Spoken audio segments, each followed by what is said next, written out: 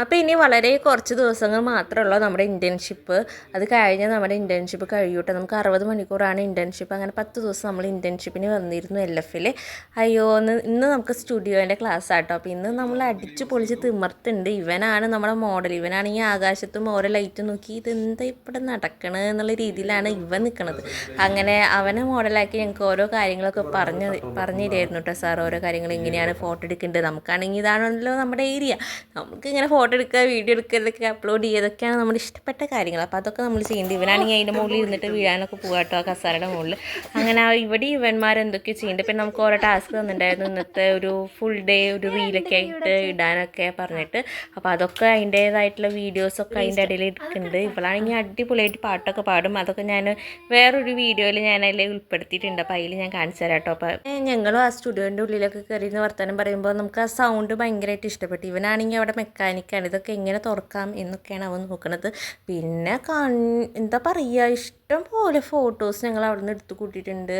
അതാണ് സാറിൻ്റെ ഒക്കെ ഞങ്ങളൊരു മൂലയ്ക്ക് കൊണ്ടിരുത്തിയിട്ട് പിന്നെ ഞങ്ങളായിരുന്നു അവിടെ മൊത്തത്തിൽ ഭരിക്കുന്നുണ്ടായിരുന്നു. കാരണം ഞങ്ങൾ അത്രമാത്രം ഫോട്ടോസ് എടുത്തു കൂട്ടിയിട്ടുണ്ട്. സാറ് കഷ്ടപ്പെട്ടിട്ടുണ്ടാവും. അതൊക്കെ ഞാൻ കഴിച്ചാൽ കിട്ടിയിട്ടോ. കുറേ ഫോട്ടോസ് കിട്ടിയിട്ടുണ്ട്. പിന്നെ ഇവനാണെങ്കിൽ ഉണ്ടല്ലോ, ഞങ്ങളുടെ കൂടെ മലപ്പുറത്ത് നിന്ന് കുറച്ച് പിള്ളേരും കൂടി ഉണ്ട് കേട്ടോ ഇൻറ്റേൺഷിപ്പ് ചെയ്യാൻ. ഇവരുടെ അടുത്ത് ഷോ കാണിക്കണത് കാണും പണ്ടല്ലേ ഈശ്വര.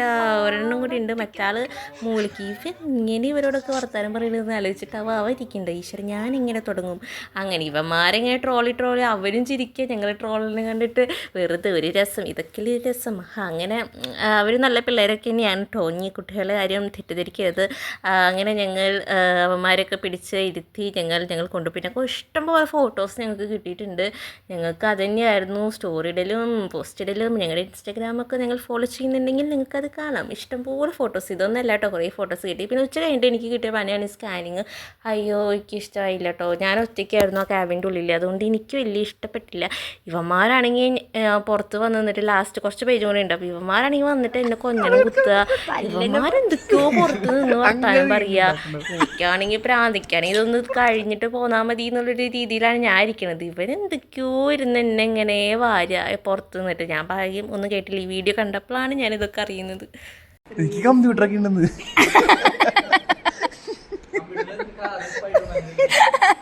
പെങ്കിൻ ചാടുന്നതൊക്കെ പാമ്പേണ ഗെയിം. ഫാനൊക്കെ കണ്ട സ്പെഷ്യൽ ഫാനാ. എനിക്ക് വേണ്ടി 2 ഫാൻ ഉണ്ട്. ബാക്കിലുണ്ട്.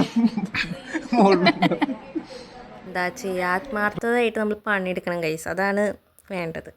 അങ്ങനെ എൻ്റെ പണിയൊക്കെ കഴിഞ്ഞിട്ട് ഞാനും ഇവിടെ നിന്ന് പോവാട്ടോ. അപ്പോൾ ഇന്നത്തെ വീഡിയോ എന്തായാലും ഇത്രയേ ഉള്ളൂ കേട്ടോ.